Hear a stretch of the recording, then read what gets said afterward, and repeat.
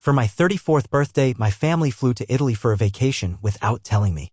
I found this out from a photo of them raising a glass on the beach. When I asked why I wasn't invited, my brother laughed and said, "Because nobody cares about your birthday. Get over it." I just smiled and said, "Thank you for reminding me how much you care about me." 3 weeks later, I made a decision they didn't expect.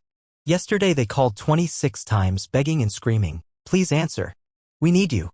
I never thought I'd be one of those people pouring their family drama out on the internet, but here I am, trying to keep my hands from smashing into the wall. Maybe writing it down will stop me from doing something stupid. I don't care if this gets buried, I just need to let it out. My family has never been the hug it out type. No warm group embraces. No teary, "I love you" exchanges. We're not that kind of close. But even for us, this is a whole new level of cold. I'm not talking about forgetting my birthday. People forget. I get that. No, this was something else. It was deliberate. For a couple of weeks, the family group chat went dead. That was strange. Usually, there's at least someone complaining about the Wi-Fi, sharing cat memes, or asking who's seen the TV remote. But this time, nothing. Silence. I texted last week asking when we were doing Mom's birthday thing. No reply. I figured people were busy. No big deal. I've always been the optional sibling anyway, the one they call when something breaks, not the one they invite for fun. There's Jake, my younger brother by 2 years, with his dumb jokes and his life of the party energy. Then there's Lily, my sister, the drama queen who somehow always has a story to tell. And then there's me, Ethan, the one who fixes their phones, their laptops, and their online bookings. The family technician. If I'm being honest, I got used to it. So yesterday was my birthday. Not a milestone or anything, just 34. But still, you'd think maybe a text? A call? Something? I woke up, checked my phone. Nothing. No missed calls, no messages. Just the usual spam emails and a few bills. I wasn't even angry at first. More like, wow, okay, whatever. I made coffee, scrolled through Reddit, tried to ignore the sinking feeling. Maybe they were planning a surprise call later or something. Maybe I was just being paranoid. Noon rolled around, and I was doom-scrolling Instagram when I saw it. Lily's story. It was a short video. A boomerang of them all, clinking glasses, laughing, looking way too happy. My mom, dad, Jake, Lily, even Aunt Vera. They were on a beach, sunglasses on, fancy cocktails in hand. The caption? Family trip. Cheers. Sun tropical drink, and the location tag? Costa del Sol, Spain. I blinked. Twice. I stared at the video, my thumb frozen. There they were, my family, living it up in Spain, while I sat alone in my cramped apartment, drinking instant coffee. I scrolled back through the family chat. No mention of a trip. No heads up. Not even a lie about, "Oh, we're just busy this week." Nothing. Anger simmered. I tried to breathe, but it felt like I'd been punched in the gut. I sent a message in the group chat. "Nice vacation. Thanks for the invite." No one replied. Not even that dreaded seen status. After a few minutes, I called Jake. He's usually the one who at least picks up. 3 rings in, I heard a gust of wind and his half-drunk laugh. I didn't even waste time. "So, you all flew to Spain and didn't bother telling me?" I asked, trying to keep my voice steady. Jake laughed. Actually laughed. "Nobody gives a damn about your birthday, Ethan. Get over it." I don't know how long I stood there, staring at my phone. I remember mumbling something like, "Sure, thanks for reminding me where I stand." He was still laughing when I hung up. I was shaking. Not just angry. I felt something breaking inside me. I wanted to throw my phone against the wall, but I didn't. Instead, I slammed the kitchen cabinet so hard that one of the shelves dropped. I stood there, staring at the mess, trying to make sense of it. Was this actually happening? I tried messaging Lily directly. Nothing. Called Mom straight to voicemail. Dad, same thing. Aunt Vera, not even a ring. I imagined them all lounging on the beach, phones on Do Not Disturb, living their best lives. I kept telling myself it was just a trip. It wasn't about the trip. It was about how intentional this felt. I always knew I was the spare, the support tech they called when something went wrong. But this was different. It was like they'd finally decided to make it clear I wasn't part of their little circle. Jake's always been the star. Even as kids, he got away with everything. Always the loudest. Always the one who could say whatever and have mom laugh it off with, "Oh, that's just Jake." If I ever talked back, I got the silent treatment for days. There was even this family joke, Ethan the robot, because I never made a scene, never pushed back. Just silently fixed their problems and moved on. And maybe they liked me that way, silent, invisible, convenient. But not this time. I tried calling one last time, just to see if maybe someone would realize how messed up this was. Nothing. Even Lily, who always sent a meme or a last-minute gift, left me on read.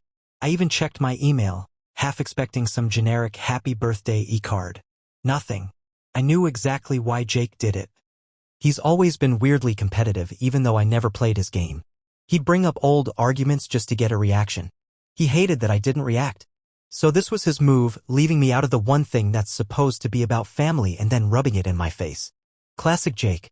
Honestly, I think mom just goes along with whatever he says because it's easier than dealing with his tantrums. Dad doesn't get involved, just sits there like a ghost. And Lily? She's always been closer to Jake, leaving me as the side character in my own family's story. So yeah, I spent my birthday alone, watching my family toast on a Spanish beach, pretending I didn't exist. I ordered takeout, scrolled through their stories a few more times, then muted them all. Maybe I was hoping someone would reach out, explain, make this all make sense. But there was nothing. Just a sinking realization they didn't forget me. They chose to leave me out. And that's a whole different kind of hurt. I'm not letting this slide. I'm not saying I'm planning some crazy revenge, but I'm done being their invisible, on-call technician. They want to act like I don't exist? Message received. But the thing is, they all rely on me for everything back home. The Wi-Fi, the smart lock for their Airbnb, even the boring stuff like paying online bills. I know where all the switches are literally and figuratively. So maybe it's time I showed them what happens when the invisible brother actually disappears.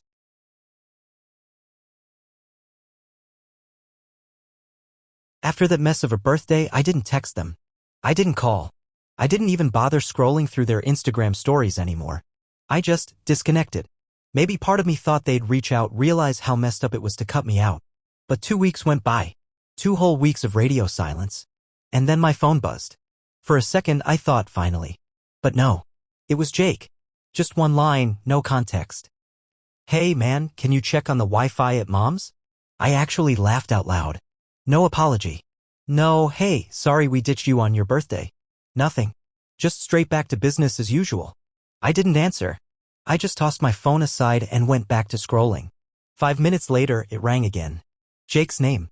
I watched it ring out. A few seconds after it stopped, another text popped up. "The Wi-Fi is down. Mom's freaking out. Can you just do your thing and fix it from wherever you do that?" There it was again, do your thing. Like I was some kind of remote-controlled gadget.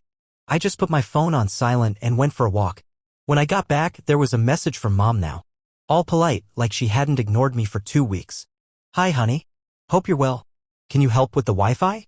It's really stressing us out." I stared at it. Stared until the screen dimmed and locked itself. For the first time in years, I left her on read. That should have been the end of it, but they were just getting started. Over the next couple of days, the family group chat came back to life, but it was all the same thing. "Can you reset the router? The smart lock isn't working." Dad can't get into his email. Not a single message about what happened in Spain. Not one apology. Not even an awkward attempt to smooth things over. Just straight back to me being the family technician. The invisible brother they only remembered when something needed fixing. But I didn't fix anything. I let the messages pile up, watched the missed calls stack higher and higher. And the best part? I didn't feel guilty. Not one bit. Then Jake showed up at my door. Just banged on it like a cop, no warning. I opened it and there he was, half drunk, annoyed, and trying to look intimidating. "What the hell is your problem, Ethan?" he demanded, leaning in, his voice a little too loud for the hallway. "My problem?" I leaned against the doorframe. "Funny, I didn't think I had one until you all decided to pretend I didn't exist." He rolled his eyes. "Oh, grow up. It was just a trip. You're acting like a kid. A trip you didn't even bother telling me about? On my birthday?" I shot back. He laughed. "Nobody cares about your birthday, Ethan. Get over yourself." I felt that familiar rush of anger, the kind that makes your hands shake. But I wasn't going to let him see that. I smiled, and it must have been the wrong kind of smile because he stepped back. "Cool," I said. Then you can get over yourself and fix your own damn Wi-Fi. I went to close the door, but he shoved it. Not enough to force it open, just enough to try and show he was still in charge. I pushed back harder. Leave, I said, my voice low. Or I will call the cops. He sneered, muttered something under his breath, and stomped off. I watched him go, half expecting him to turn around and start another round. But he didn't. After that, the messages got more desperate. Mom left a voicemail, her voice shaking, trying to sound calm but failing. Ethan, please. I don't know why you're being like this. Can you just fix the Wi-Fi? Your dad is getting frustrated. The guests at the rental are having trouble getting in. I know you're upset, but please. Just help. Oh, now they needed me. Suddenly, I wasn't the forgotten brother, I was the essential one. But I was done. I knew exactly what was happening. The rental property, Mom and Dad's little side income, was falling apart without me. See, I was the one who set up everything. The smart lock? That was on my account. The Wi-Fi system? I built it, configured it, and maintained it. The Airbnb listing? Guess who handled the guest messages, the bookings, the troubleshooting? Me. All me. And without me? They were completely screwed. I started getting notifications from the Airbnb app on my phone, guests unable to access the property, messages piling up with complaints. One of them even said they'd been locked out for an hour and would leave a bad review. I imagined my parents sitting in their living room, phones in hand, staring helplessly at those angry messages. I almost felt bad. Almost. Then came the call from Aunt Vera. And that was a new one. She never got involved in family drama unless someone was in the hospital. But here she was, leaving a voicemail like she was trying to negotiate a peace treaty. Ethan, dear, I know things might be a bit tense right now, but your parents are really struggling. The rental, well, it's causing a lot of stress. Could you just help them? For me. I didn't answer. Instead, I ordered pizza, put on a YouTube video, and just let it all burn. The next morning, I got another notification from Airbnb, urgent, listing at risk of suspension. I knew what that meant. Too many bad reviews, too many complaints. If they didn't fix things, the listing would be taken down. A couple of days later, Jake showed up again. This time he was furious. He shoved the door harder, got in my face, tried to push me back. I didn't budge. You're ruining everything, he spat. Mom's a wreck. Dad's pissed. Milana's crying. And all because you're being a petty child. Am I? I leaned in. Or is this just you realizing that without me, you're helpless? His jaw clenched, his fists tightened. Grow up, Ethan. I did. Shame you didn't. And then I slammed the door in his face. I knew this was just the beginning. They'd keep calling, keep begging, keep trying to guilt-trip me. But for once, I wasn't the one begging for scraps of their attention. I was the one they needed. And I wasn't lifting a finger. If they wanted to treat me like an invisible tool, then they could see how it felt when the tool just disappeared.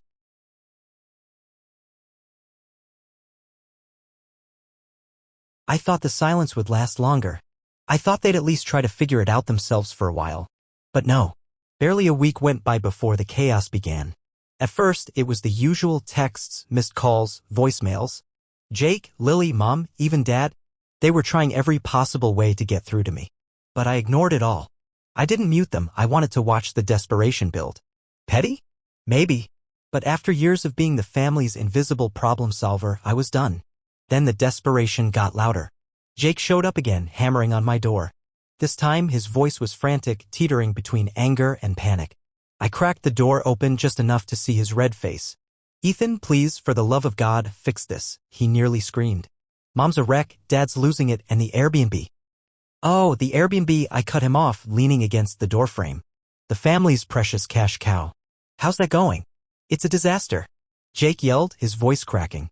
Guests are leaving bad reviews, some can't even get in because the smart lock won't work.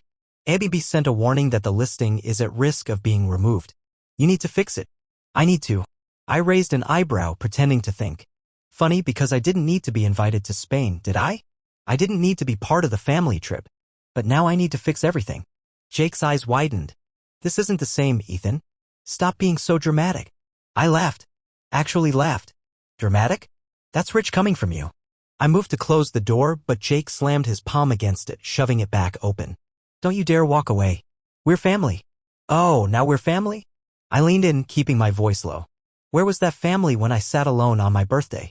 Where was that family when you laughed in my face and said no one cared? He flinched just a little but tried to hide it. Ethan, come on. It was a joke. Maybe your idea of a joke. But I'm done being your punchline. I shoved the door shut, twisting the lock before he could push it again. He pounded on it a few more times, but eventually his footsteps stormed away. I leaned back against the door, letting out a slow breath. My heart was racing, but not with fear. With something else, something that felt dangerously close to satisfaction. Then the messages from Lily started. Long, rambling texts, half accusatory, half pleading. Ethan, why are you being so stubborn? Mom's crying. Dad doesn't know what to do. They're losing money because of this. Please just help. I left her on read. The next day, Mom finally called. I almost didn't pick up, but something in me wanted to hear what she'd say. Her voice was shaky, that fake calm tone she used whenever she was trying to guilt-trip me. Ethan, sweetie, please. This has gone too far. Your father is so stressed and your sister can barely sleep. The guests at the rental are threatening to sue and Airbnb is talking about delisting us. Do you really want this to happen to your family? I didn't want to be abandoned on my birthday either, Mom. But I guess we don't always get what we want, do we? She was quiet for a second. That was a misunderstanding, Ethan. A mistake. But this is serious. And I'm not. I snapped. I wasn't serious enough to be invited, but I'm serious enough to fix your problems now? Ethan, please. You know it wasn't like that. Then what was it like, Mom? Because from here, it looks exactly like you chose to leave me out. Jake said it was just a last-minute thing, she whispered. I laughed again. Of course, he did. And you believed him. Please, Ethan. No. Not this time. I hung up. And this time I didn't feel a shred of guilt. But the chaos didn't stop. It got worse. The Airbnb listing was officially suspended. Guests who couldn't check in left scathing reviews, some even mentioning being locked out. The cleaning service stopped showing up because they couldn't access the house. Dad started texting me too, his messages clipped and formal. Ethan, we need you to fix this. Ethan, this has gone on long enough. I'm disappointed in you. I didn't even bother replying. The irony was too much. Disappointed in me? After they left me behind like I was nothing? Then Aunt Vera got involved again, this time with a voicemail that was all about family values and how I needed to think about my parents' health. She even threw in the classic "family is all we have" line. But it wasn't, was it? Because when it was my birthday, family wasn't there. Family was sipping cocktails on a Spanish beach without me. Jake came by one last time. This time he wasn't yelling. He looked tired, defeated. Ethan, I don't know what you want, he muttered, leaning against my doorframe. You've made your point. You're mad. Okay, we get it. But this is ruining everything. Everything? I folded my arms. You mean your little rental business? Your summer of easy cash? It's not just that, he snapped. But his voice was weak. Mom's blood pressure is through the roof. Dad's not sleeping. Lily's having panic attacks. We can't even talk to each other without fighting. Are you happy? No, I said quietly. I'm not happy. But I'm not your fix-it guy anymore either. Fine. Be petty. Be whatever this is. He turned to leave but hesitated. I never thought you'd actually turn your back on us.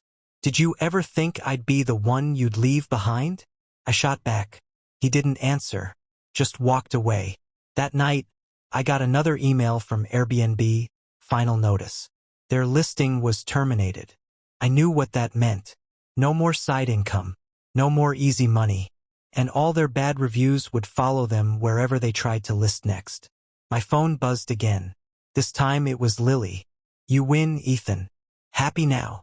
I almost replied. Almost. But instead I muted her too. They thought I was just being difficult. That I'd give in, swoop in, fix everything, and let them go back to pretending I was just a background character in their little family drama. But I wasn't playing that role anymore. If they wanted to see what it felt like to be ignored, to be invisible, they were getting a front row seat. And this was just the beginning.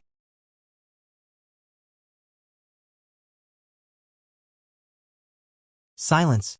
That was the strangest part, how quiet it got. After weeks of desperate calls, angry messages, and Jake's door-pounding tantrums, there was nothing. Just this cold, echoing silence. It was almost peaceful.